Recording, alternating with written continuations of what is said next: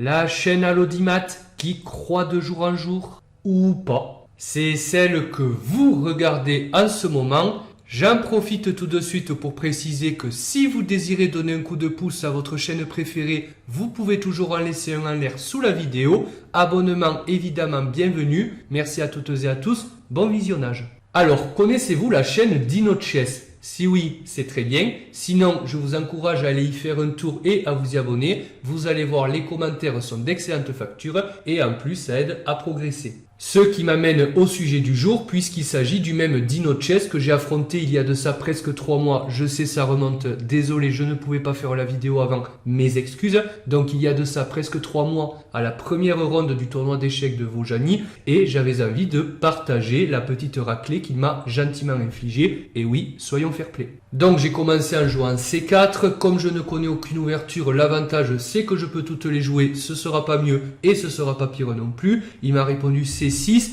indiquant qu'après D4, D5, il voudrait une défense slave, mais j'ai choisi plutôt E4, et maintenant je vais passer un peu vite sur les prochains coups. E prend, C prend, C prend D5, puisqu'il s'agit de ma position de ma partie avec couleur inversée contre le GMI Igor Glek que j'avais joué à Créon l'an passé, je crois. De toute façon, la partie est sur la playlist dans mes parties classiques, donc je vous encourage à aller voir pour plus d'analyse. Ici, il a continué par cavalier F6, cavalier C3, et ici, il m'a joué un petit coup qui, moi, m'a surpris. Je ne savais pas que c'était possible. Il m'a joué G6, puisque je me disais qu'après le coup fou B5 que j'ai joué dans la partie, c'est échec. Il n'avait en fait pas vraiment le temps de jouer un coup comme G6. Il a pour l'instant un pion de moins. Certes, il va le récupérer en jouant cavalier prend D5, mais de mon point de vue, il fallait plutôt qu'il se développe de façon plus rapide, et je ne savais pas que G6 était possible, mais m'a-t-il dit, à l'analyse, ça se joue par des maîtres. Alors ici, j'aimerais déjà revenir un coup en arrière pour préciser qu'apparemment, plutôt que fou B5 échec qui me paraissait tout à fait naturel, il aurait été meilleur de jouer fou C4 avec l'idée de s'accrocher au pion. Alors m'a-t-il dit, s'accrocher au pion n'est pas très bon puisque les noirs vont très certainement le récupérer, mais il se trouve qu'à l'analyse avec l'ordinateur et avec mon entraîneur, il semblerait que s'accrocher au pion soit le meilleur puisque ce pion tout de même est une épine dans le pied des noirs. Par exemple, sur fou G7, on peut se développer par cavalier F3, roc, roc, cavalier A6. Alors on ne va pas chercher à prendre le cavalier et à lâcher la paire de fou. On va plutôt jouer D4 et se développer, on prend le centre, cavalier C7 et dame B3. Et vous le voyez dans cette position, la dame protège bien le pion en conjonction avec le fou, en lien avec le fou. Et sur un coup comme A6 pour jouer B5, on peut faire A4 et après ça joue, mais il se trouve que les blancs ont un pion de plus. Ici, ça va être difficile de jouer du E6 pour essayer de casser. Donc, je pense que les blancs sont objectivement mieux et on voit mal comment les noirs vont récupérer le pion. Après, me direz-vous, c'est une partie. Après fou B5 échec, il apparaît par cavalier BD7 et maintenant un petit coup dont j'étais assez content, le coup D6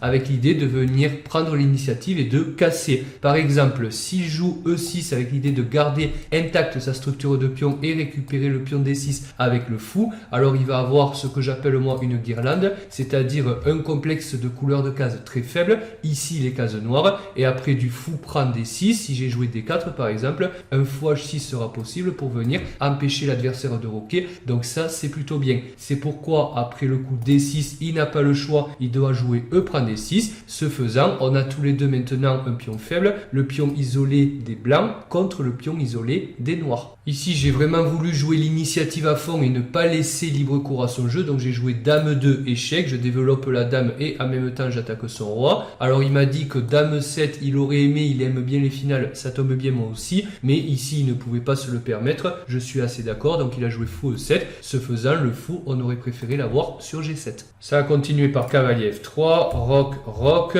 et A6 qui vient poser la question au fou. Alors, j'ai beaucoup réfléchi et j'ai préféré le mettre en C4. L'idée, c'est que sur un coup comme B5 qui n'a pas été joué dans la partie, alors je peux jouer fou D5 en attaquant la tour, je me donne peut-être la case C6 pour le fou, c'est pas mal, et en cas de cavalier prend D5, cavalier prend D5, certes je lâche la paire de fous, mais je mets une option sur ce fou de case noire, et vous voyez il ne peut pas le sauver, d'autant que s'il perd le fou de case noire, maintenant la guirlande va parler. Après fou C4, il a à la place joué cavalier B6 plutôt que B5, maintenant il attaque le fou, donc fou B3, je vais garder la paire de fou, fou, tour 8, D4, je prends le centre, je pousse mon pion, fou F8, avec l'idée de le remettre sur G7, c'est pas mal, on appelle ça un recyclage, et dame D1, puisque la tour, je le rappelle, attaquait la dame. Fou E6, tour 1, je place les pièces, D5, il se donne la case C4 pour le cavalier, c'est pas mal, mais ce faisant, il ne contrôle plus la case E5, donc j'en profite et j'installe mon propre canasson sur E5.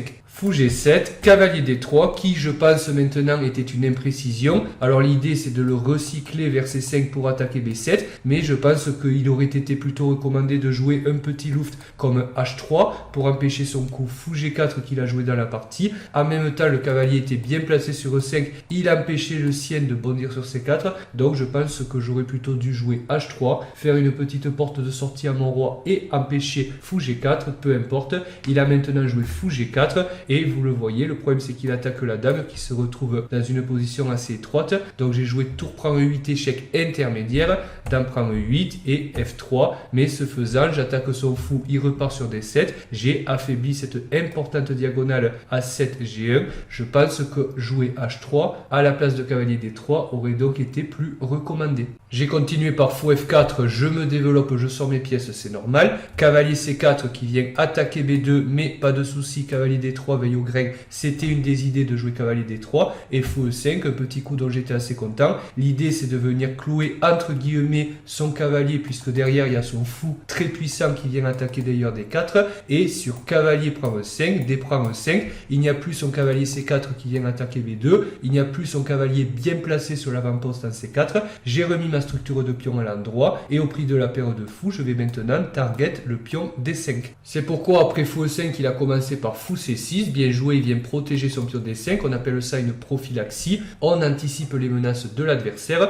Tour C1, je viens placer ma tour, on ne sait jamais. Tour D8, surprotège le pion D5, dame 2, cavalier D6, tour C2, un petit coup dont je n'étais pas content du tout et vous allez voir qu'il va me causer beaucoup de problèmes pour la suite. L'idée c'est que j'aurais plutôt dû jouer tour 1 avec l'idée d'avoir une bonne batterie sur la colonne E et jeter un œil sur la dame, on ne sait jamais. Cavalier B5, dame D2, cavalier prend C3, B prend C3. Alors je pouvais prendre de la dame ou de la tour, mais je me suis dit que ce pion bien carriéré protégerait le pion D4, donc ça c'est pas mal. Je redresse un peu ma structure de pion et ce fou va pouvoir être libéré. Maintenant il a joué dame F8 avec l'idée de venir jouer fou H6, c'est pourquoi j'ai commencé par dame G5. Maintenant fou H6 n'est plus possible, évidemment je capture le cavalier. Il a donc joué H6, attaque la dame qui recule sur H4. Maintenant G5 qui continue de harceler ma dame, ce faisant je trouve qu'il s'affaiblit, donc pourquoi pas. Dame F2, A5, et dans cette position, cher viewer,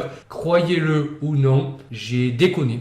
J'ai complètement déconné, alors je sais pas à quoi c'est dû, peut-être la fatigue, allez savoir. J'ai joué l'affreux, l'horrible, le dégueulasse cavalier C5, complètement paniqué, puisque dans ma tête à moi, je me suis dit, après A4, le fou est enfermé, alors certes, mais il suffisait tout simplement de reculer la tour, ou de la mettre n'importe où. Et après A4, le fou peut reculer. Et dans ma tête, je me suis complètement embrouillé. Bon, on va pas chercher d'excuses, c'est comme ça. J'ai joué cavalier C5 en me disant que dans tous les cas, il allait jouer A4. Et je me suis dit, bon, je vais essayer de l'embrouiller. Sauf que maintenant, par contre, c'est perdant puisqu'il y a B6 qui vient attaquer le cavalier. Et maintenant, je n'ai plus le temps de sauver les deux pièces. Si je recule le cavalier, par exemple, sur D3, cette fois, il y a A4, le fou est enfermé. Et si j'enlève la tour pour sauver le fou, évidemment, c'est le cavalier qui tombe. Bravo Speedrunk. La suite et la fin de la partie n'ont pas énormément d'intérêt. Vous allez voir que Dino a très bien converti son avantage. Donc comme j'ai dit, fou C7, j'essaie de l'embrouiller, mais c'est peine perdue. Je commence par perdre la pièce. Fou prend D8, dame prend D8, tour B2. Il manquerait plus que A4 arrive et que je perde encore une pièce. Ça fait beaucoup là, non? Donc C prend D4, C prend D4. Encore une fois, c'est très bien joué. Le pion se retrouve isolé, faible, sur une case noire et sous le feu du fou G7. Maintenant, cavalier D7. tour C2, dame B6 qui vient attaquer, appuyer une fois de plus sur le pion D4. Et attention, la dame et le roi sont alignés. Tour D2, pour protéger, je n'ai plus rien à faire. Cavalier F8, il menace de jouer cavalier E6 et d'en rajouter une couche, c'est trop pour moi. H4, j'essaie de faire ce que je peux, comme je l'ai dit, c'est peine perdue. Cavalier E6, roi H2, fou prend D4, attaque la dame, dame G3, et ici le dernier coup de massue, il a joué fou E3, très bien joué, attaque la tour, et si j'enlève la tour, alors il y a cette fois fou F4 qui vient clore le débat, puisque la dame se retrouve perdue.